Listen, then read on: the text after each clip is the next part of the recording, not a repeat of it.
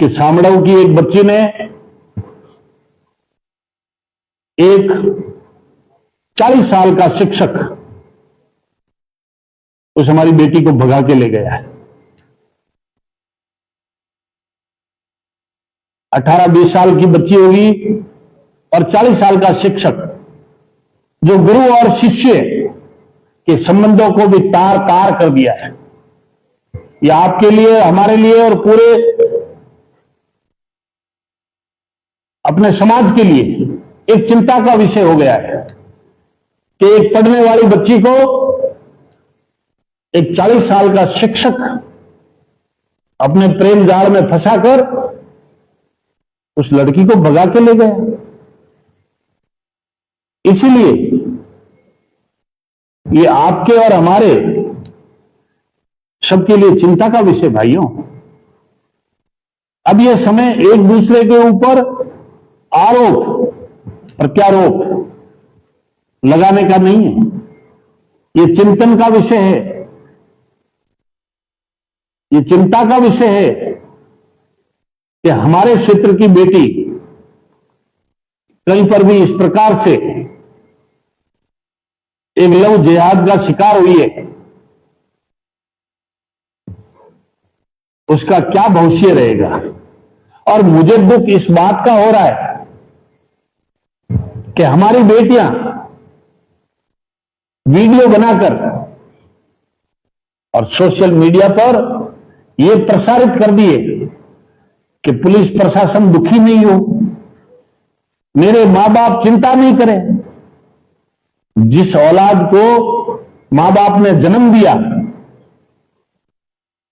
मां बाप के इन बच्चों के साथ में जो सपने जुड़े, जो मां बाप ने सपने देखे उज्जवल भविष्य के, उन सपनों का यदि औलाद इस प्रकार के कृत्य करके चकनाचूर करती है तो मां बाप की क्या हालत होती है वो आप और हम समझ सकते हैं। इसलिए मेरा आप सभी भाइयों से, सभी अभिभावकों से, सभी माताओं बहनों से और सभी इन बेटे और बेटियों के पिताओं से ये मेरा निवेदन है, आप अपने परिवार की जो यूनिट है, उस परिवार की यूनिट के मुख्यमंत्री भी आप हो, गृह मंत्री भी आप हो, फाइनेंस मिनिस्टर भी आप हो और कानून मंत्री भी आप हो। आप अपने खुद के परिवार को सुरक्षित रखें, अनुशासित रखें, संस्कारवान रखें और बच्चों को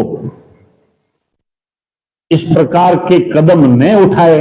उसके लिए आप लगातार अपने बच्चों के ऊपर सुपरविजन भी रखें, बच्चों का ध्यान भी रखें। मैंने कई बार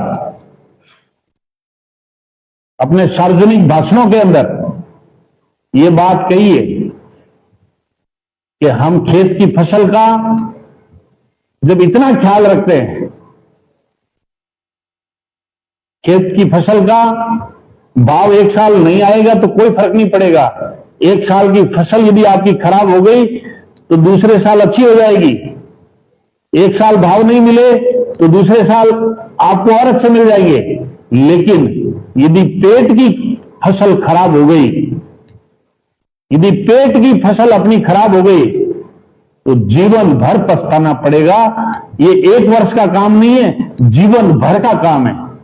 ये मेरा आपसे हाथ जोड़ के नम्र निवेदन है कि मेरी बातों को आप किसी भी रूप के अंदर आप नकारात्मकता के रूप में नहीं लेवें।